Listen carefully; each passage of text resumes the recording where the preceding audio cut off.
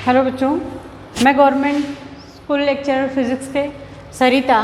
आज जो हमारा टॉपिक है विद्युत धारा, जो चैप्टर 5 चल रहा है हमारा, इसके संयोजन के कॉम्बिनेशंस के बारे में बात करेंगे। हमने प्रतिरोधों के बारे में बात की है। ओम के नियम में सुना है कि प्रतिरोध होता है, लेकिन अब हम जो सर्किट में है प्रतिरोध का काम में लेते हैं तो उसका जो सिंबल होता है वो क्या होता है, कुछ इस तरीके से होता है। जैसे तार भी प्रतिरोध के रूप में अगर काम में लेते हैं, जो ओम के नियम है उसमें काम में लेते हैं हम, जो वोल्ट मीटर के पैरेलल कॉम्बिनेशन में लगता है, तो वो जो सिंबल लेते हैं उसका क्या रहता है, कुछ इस प्रकार से रहता है। तो ये हमारे प्रतिरोध का क्या हो गया, परिपथ के अंदर जो चिन्ह प्रयुक्त किया जाता है उसकी बात करते हैं। अभी मैंने बात कही प्रतिरोधों के बारे में, तो प्रतिरोधों का जैसे हमने पिछले जो टॉपिक था उसमें एक पढ़ा था संधारित्रों के बारे में, संधारित्रों का संयोजन क्या था, उनका कॉम्बिनेशन क्या था, वैसे ही यहाँ पर अब हम क्या पढ़ेंगे, जो प्रतिरोध हैं उनके संयोजन के बारे में पढ़ेंगे। तो जो आज का हमारा टॉपिक रहेगा प्रतिरोधों का संयोजन।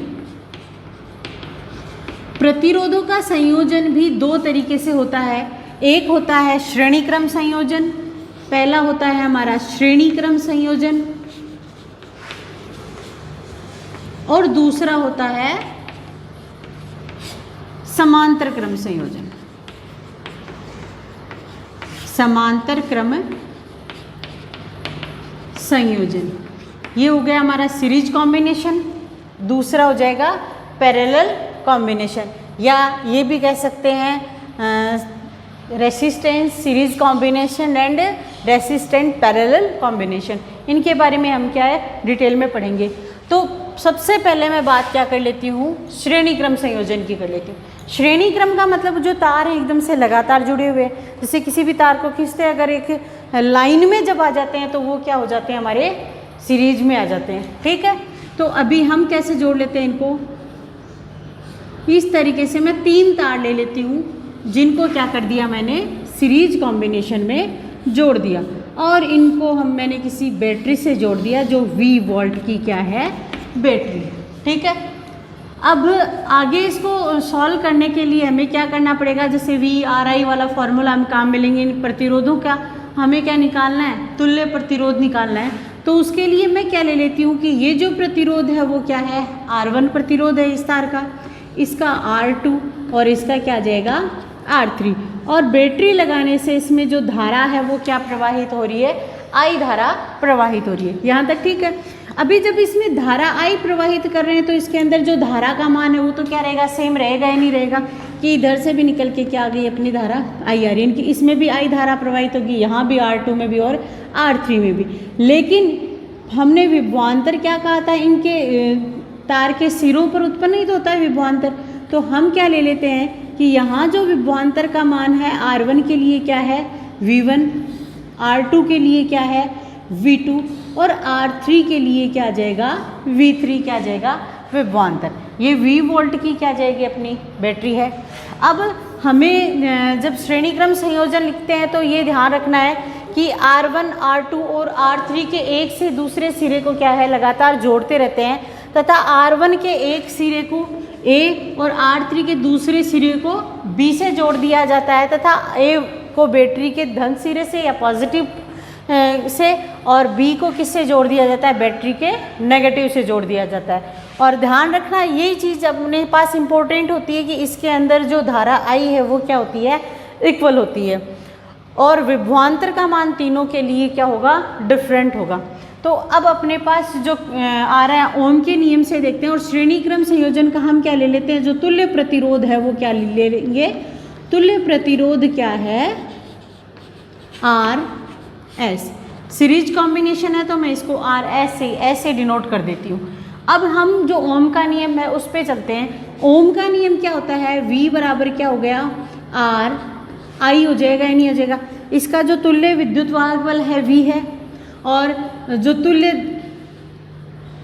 प्रतिरोध है वो क्या है RS है। इसको क्या दे दी हमने, इक्वेशन नंबर 1 दे दी। तो इसी तरीके से जो R1 प्रतिरोध, R2 प्रतिरोध और R3 प्रतिरोध हैं उनके लिए बात करते हैं, तो क्या आ जाएगा यहाँ पर V बराबर क्या हो जाता है, V1 plus V2 plus V3 होगा, यानी इनकी तीनों का जो विभवांतर आ रहा है वो V इसके इक्वल हो गया, टोटल विभवांतर आ जाएगा या नहीं आ जाएगा।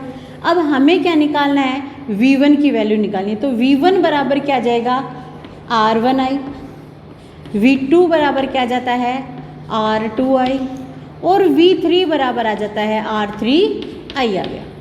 इसको की इक्वेशन नंबर क्या दे दी हमने 2, और इनको इक्वेशन नंबर दे दी 3। इक्वेशन नंबर 3 को किस में पुट आउट करते हैं, 2 में, और 1 को भी किस में कर देते हैं, तो इक्वेशन नंबर 1 एंड 3 को इक्वेशन नंबर 2 में क्या करना है, हमें पुट करना है।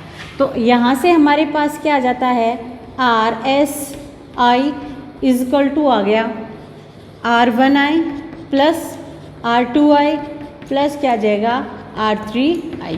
यहाँ से हमारे पास कॉमन आ रहा है क्या, I, तो ये आ गया R1 plus R2 plus R3 into क्या गया I से I क्या हो गया कैंसिल, तो RS इजकल टू क्या आ जाएगा R1 प्लस R2 प्लस क्या आ गया R3।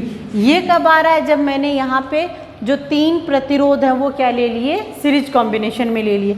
अब यहाँ पे आपके पास क्वेश्चन ये आ सकता है क्या कि 2 प्रतिरोध अगर समान श्रेणी क्रम में संयोजित हैं तो आपको क्या निकालना है, उसका तुल्य प्रतिरोध R1 और R2 इसका क्या हो, अगर प्रतिरोध हो V वोल्ट की ये हो, तो यहाँ पर क्या ले लेंगे, वही V1 और V2 ले लेते हैं। जो तुल्य प्रतिरोध RS आ जाएगा वो क्या आ जाएगा, इसका R1 प्लस R2 आ जाएगा।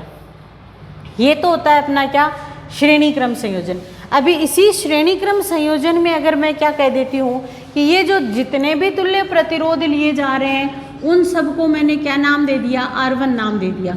यानी हमने कितने ले लिए, कोई n प्रतिरोध हैं वो क्या ले लिए, श्रेणी क्रम संयोजन में है, तो उनका क्या निकालना है, हमें तुल्य प्रतिरोध निकालना है। तो यहाँ से ये क्या आ जाता है, RS इक्वल टू आ जाएगा R1 प्लस R1, और ये n पदों तक है, तो यहाँ से ये क्या आ गया, RS equal to n into R1 आया नहीं आया, या R1 इक्वल टू क्या आ जाएगा RS अपॉन n। अब एक तो यहाँ से हमारे पास इम्पोर्टेंट चीज़ आ रही है, एक इससे भी एक चीज़ आ रही है। इसका मतलब ये है कि सीरीज कॉम्बिनेशन में अगर कोई भी अधिकतम जो प्रतिरोध है वो जुड़ा हुआ है, अधिकतम प्रतिरोध का तार जुड़ा हुआ है, उसका जो तुल्य प्रतिरोध होगा उससे भी क्या आएगा, ज़्यादा। जैसे मैंने 1, 2 एंड 3 रेगुलर ले लेती हूँ, तो इनको जब हम ऐड करते हैं तो ये कितने ओम हो जाते हैं, 6 ओम हो जाते हैं।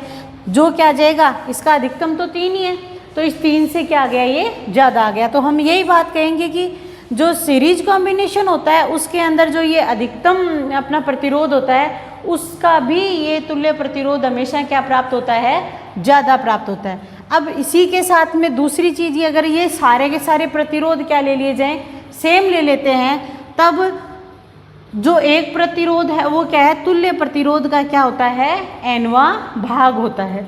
ठीक है, यहाँ से हमारे पास क्या न्यूमेरिकल क्वेश्चन पूछे जाएंगे जो हम चैप्टर के लास्ट में साथ में करेंगे।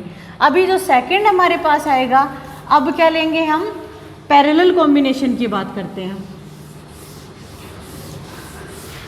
तो पैरेलल कॉम्बिनेशन में क्या होंगे, यही जो प्रतिरोध हैं वो एक दूसरे के क्या होते हैं, समांतर क्रम में संयोजित होते हैं, या पैरेलल में क्या होते हैं, संयोजित होते हैं। ये आ गया अभी समांतर क्रम संयोजन। सबसे पहले हम इसके डायग्राम की बात करते हैं। तो डायग्राम में क्या आता है, जैसे एक प्रतिरोध यहाँ, दूसरा प्रतिरोध हमने यहाँ जोड़ देते हैं, और तीसरा इसी के समांतर क्रम में जोड़ दिया। ये ए शिरा दे दिया, ये इसका क्या गया, बी शिरा, और इनको किससे जोड़ देते हैं, एक बैटरी से जोड़ दिया जाता है जो कि है V वोल्ट की बैटरी। ठीक है, बैटरी से जोड़ देते हैं तो इस परिपथ में क्या प्रवाहित होनी शुरू हो जाती है, धारा प्रवाहित शुरू हो जाती है होना। अभी जो पैरेलल कॉम्बिनेशन है अपना, इसमें अपने को क्या करना है कि हम क्या लेते हैं, 3 प्रतिरोध तार लेते हैं जिनको आपस में उनके सिरों को जोड़ लेते हैं, और जो ए भाग से और बी भाग से जोड़े हुए हैं, और उनके ए व बी भाग को क्रमशः बैटरी के प्लस एंड माइनस जो सिरा है उससे क्या कर देते हैं, कनेक्ट कर देते हैं, तो उसके अंदर जो परिपथ में क्या धारा प्रवाहित होनी शुरू हो जाती है। अभी हमने बात की कि दोनों सिरों पर हमारे पास क्या आ रहा है, विभवांतर आ रहा है। इसका मतलब ये जो विभवांतर का मान है ये सेम ही रहेगा तीनों R1 R2 R3 के लिए। फिर ये जो A और B है, यहाँ धारा आई जा रही है तो यहाँ कुछ और जाएगी, इनका तीनों का अलग अलग भाग हो जाएगा या नहीं हो जाएगा। तो ये जो R1 प्रतिरोध है उसके लिए धारा क्या प्रवाहित हो रही है, I1। R2 प्रतिरोध के लिए धारा कितनी प्रवाहित हो रही है, R2 के लिए I2। और जो नेक्स्ट है हमारा I3 धारा प्रवाहित हो रही है किसके लिए, इस R3 प्रतिरोध के लिए हो रही है। तो जो समांतर क्रम और श्रेणी क्रम संयोजन में एक जो मेजर अपने पास डिफरेंस भी पूछा जा सकता है वो क्या हो जाएगा कि इन जो समांतर क्रम में तो धारा अलग अलग होती है जबकि श्रेणी क्रम में धारा सेम होती है। समांतर क्रम में विभवांतर समान होता है, श्रेणी क्रम में विभवांतर क्या होता है, अलग अलग होता है। तो अब बात करते हैं किसमें, इसमें कॉम्बिनेशन के बारे में। वही मैं तुल्य प्रतिरोध समांतर क्रम संयोजन के लिए क्या ले लेती हूँ, तुल्य प्रतिरोध। ये पैरेलल कॉम्बिनेशन हो गया तो तुल्य प्रतिरोध इसका क्या ले लिया हमने, Rp ले लिया। ठीक है, ये Rp प्रतिरोध आ गया। हमें पता है ओम के नियम से क्या हो गया, V बराबर Ri हुआ या नहीं हुआ। ओम के नियम के लिए ये क्या आ गया, मैं इसको Rp ले दूँ ओम के नियम से, ये इक्वेशन नंबर क्या बन जाती है हमारी, 1 बन जाती है। और फिर धारा I है, तुल्य धारा आ जाएगी। तुल्य धारा क्या होती है हमारी, तुल्य धारा I का मतलब जितनी जोड़ रही है यहाँ से I1 I2 I3 ये जुड़ के तो बाहर निकलेंगी, वापस कितनी हो जाएगी ये I, अर्थात इनका क्या होता है सीधा जोड़ बीजगणितीय योग ही तो होता है। तो I1 प्लस I2 प्लस क्या आ गया I3 आ गया। अभी हमें क्या निकालना है, ओम के नियम से V बराबर क्या होता है Ri, तो I इक्वल टू क्या हो गया V अपॉन R हुआ या नहीं हुआ। अब इसके लिए हमें क्या निकालनी है, I1 के लिए देखो I1 इक्वल टू हो जाएगा V upon R1, I2 equal to हो जाएगा V upon R2, I3 equal to हो जाएगा V अपॉन R3। तो इस तरीके से इसको इक्वेशन नंबर क्या दे दी हमने, 3 दे दी। अगला हमें क्या लिखना है, इक्वेशन नंबर 1 और 3 को किस में पुट करना है, इक्वेशन नंबर 2 में हमारे पास क्या करना है, पुट करना है। तो ये क्या आ जाएगा, इक्वेशन नंबर 1 से तो Rp, यहाँ से I का वैल्यू रखनी है हमारे पास, I की क्या आ जाएगी V upon Rp equal to V upon R1 plus V upon R2 plus V upon R3। यहाँ से V है वो क्या आ रहा है, कॉमन आ रहा है, तो अंदर क्या बन गया V upon R1 plus 1 upon R2 plus 1 upon R3। तो यहाँ से V क्या हो गया कैंसिल, तो 1 अपॉन Rp इक्वल टू क्या बन जाएगा 1 upon R1 plus 1 upon R2 plus क्या आ गया 1 अपॉन R3। तो इस तरीके से हमारे पास जो समांतर क्रम संयोजन है उसमें जो तुल्य प्रतिरोध है 1 अपॉन Rp क्या आ जाता है, जो भी हमारे पास प्रतिरोध हैं उनके प्रतिरोधों के व्युत्क्रम का क्या आ जाता है, जोड़ आ जाता है या योग आ जाता है। ठीक है, अभी वहीं इसकी जगह मैं क्या ले लूँ, 2 प्रतिरोध ले लेती हूँ और हमें क्या निकालना पड़े, उसके लिए क्या निकालना पड़े, तुल्य प्रतिरोध निकालना पड़ता है। जैसे ये जोड़ दिए 2 तार आ गए, तो इसके लिए जो तुल्य प्रतिरोध होगा वो क्या होगा 1 अपॉन R3 इक्वल टू क्या गया 1 upon R1 plus 1 upon R2, या इसको क्या लिखा जा सकता है 1 अपॉन Rp क्या जाएगा R1 R2, इसके क्या जाएंगे LCM, तो ये ऊपर क्या जुड़ जाएंगे R1 प्लस R2, या इसको क्या लिखा जा सकता है Rp क्या जाएगा R1 R2 upon R1 plus R2। तो इस तरीके से ये हमारे पास क्या आ जाएगा Rp इक्वल टू आ जाता है R1 R2 upon R1 plus R2। ये हमारे पास क्या आ गया इसका तुल्य प्रतिरोध। जैसे श्रेणी क्रम में हमने क्या कहा था कि इसका जो अधिकतम होगा उससे भी तुल्य प्रतिरोध क्या हो जाएगा ज़्यादा, उसी तरीके से इसका जो न्यूनतम होगा उससे भी कम क्या प्राप्त होगा, समांतर क्रम संयोजन में तुल्य प्रतिरोध प्राप्त होता है। अभी दूसरी चीज़, एक तो यहाँ से हमारे पास ये क्वेश्चन आने का जो चांसेस रहते हैं वो ज़्यादा है। दूसरी चीज़ हमारे इसकी जो ये कहेंगे इसकी कंडीशंस ही हैं, ये ले लेते हैं कि ये जो R1 R2 R3 जितने भी हम प्रतिरोध ले रहे हैं वो N प्रतिरोध है और सबकी जो प्रतिरोध है वो क्या है समान है। मैंने सारे प्रतिरोध क्या है ये भी R1 ले लिया, ये इसको R2 दे देते हैं, सेकंड ले रहे हैं इसलिए R2 सबको ले लिया। तो यहाँ पे जो 1/RP हमारे पास आ रहा है वो क्या आ जाएगा 1/R2 प्लस 1/R2 और ये 1 ही क्या आ जाएगा R2। ये कितने पद तक लेते हैं अपन, n पदों तक लेते हैं। तो 1/RP इक्वल टू क्या जाता है n/R2, या क्या आ जाएगा RP इक्वल टू आता है R2/n, या क्या कह सकते हैं इसको R2 इक्वल टू nRP आ गई। ठीक है, यानी एक जो प्रतिरोध है वो उसके जितने भी हैं उनका क्या होता है, तुल्य प्रतिरोध का n गुना होता है। और श्रेणी क्रम में क्या था, ये इसका nवां भाग होता है। तो यहाँ से हमारे पास क्या समझ में आया कि जो तुल्य प्रतिरोध है वो एक प्रतिरोध का क्या है nवां भाग प्राप्त होता है। जितने भी हो रहे हैं उनको किससे डिवाइड कर दो, n से। और जो एक प्रतिरोध, जो अगर समान प्रतिरोधों जुड़े हुए हैं एक दूसरे से समांतर क्रम संयोजन में, तो उनका मान जो तुल्य प्रतिरोध है उनका n गुना होता है, या तुल्य प्रतिरोध का मान प्रत्येक प्रतिरोध का nवां भाग होता है। तो इस तरीके से हमारे पास क्या बात आ गई, ये जो श्रेणी क्रम और समांतर क्रम संयोजन है उन दोनों की हमने क्या कर लिया, अलग अलग से बात कर ली। अभी इसी में हमारे पास क्या आ सकता है क्वेश्चन कि भाई इनमें आपको एक या दो क्या पूछे जा सकते हैं, अंतर पूछे जा सकते हैं। अगले इसी में क्या बात कर ले हम कि समांतर क्रम संयोजन और श्रेणी क्रम संयोजन में क्या है, अंतर क्या है। तो मैं सबसे पहले तो इसमें ले लेती हूँ क्या, श्रेणी क्रम, और इसमें क्या होता है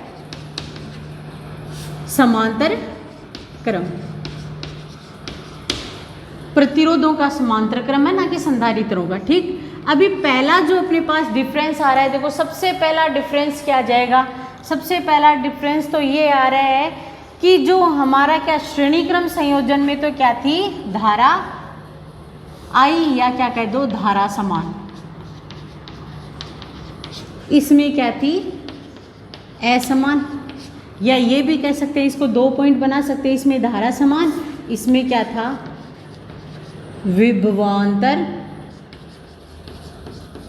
समान, एंड धारा क्या थी असमान।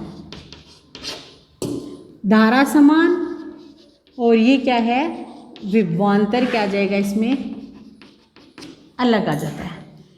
जो सीरीज कॉम्बिनेशन है उसमें क्या होता है, यानी कि अधिकतम प्रतिरोध से भी अधिक तुल्य प्रतिरोध होता है, जबकि इसमें क्या होता है न्यूनतम प्रतिरोध से भी कम तुल्य प्रतिरोध। यहाँ जो तुल्य प्रतिरोध प्राप्त होता है RS इक्वल टू होता है R1 प्लस R2 प्लस जितने भी हैं।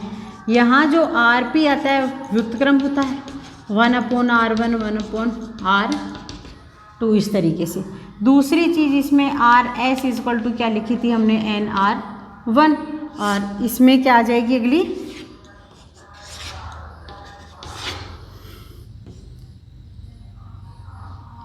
R2 लिखा था ना nRP। ये इसमें जो मेनली हमारे पास क्या आ जाएंगे अंतर आ जाएंगे, और जो एक अंतर और लिखना है वो क्या बना देना, दोनों का सर्किट डायग्राम बना देना। तो इस तरीके से हमारे पास जो प्रतिरोधों का श्रेणी क्रम संयोजन और समांतर क्रम संयोजन है उसका टॉपिक क्या हो रहा है, क्लोज हो रहा है। तो इसके बाद अब हम अंतर के साथ में या इनमें से क्वेश्चन है बोर्ड एग्जाम में 100% आपके पास आएगा, या तो यहाँ से आता है न्यूमेरिकल की बात करें, या तो अपने श्रेणी क्रम और समांतर क्रम से न्यूमेरिकल आ जाएगा। अदरवाइज जो अभी हमने पिछली क्लास में पढ़ा था कार्बन प्रतिरोध वाला, वहाँ से एक क्या आ जाता है न्यूमेरिकल आ जाता है। तो इसके बाद में जो नेक्स्ट हमारे टॉपिक्स होंगे वो होंगे कि भाई इनकी निर्भरता कहाँ पे, जो प्रतिरोध लेते हैं हम वो किन किन पे क्या किया जा रहा है डिपेंड करते हैं। तो उनकी अपन बात करेंगे नेक्स्ट क्लास में। Okay, thank you.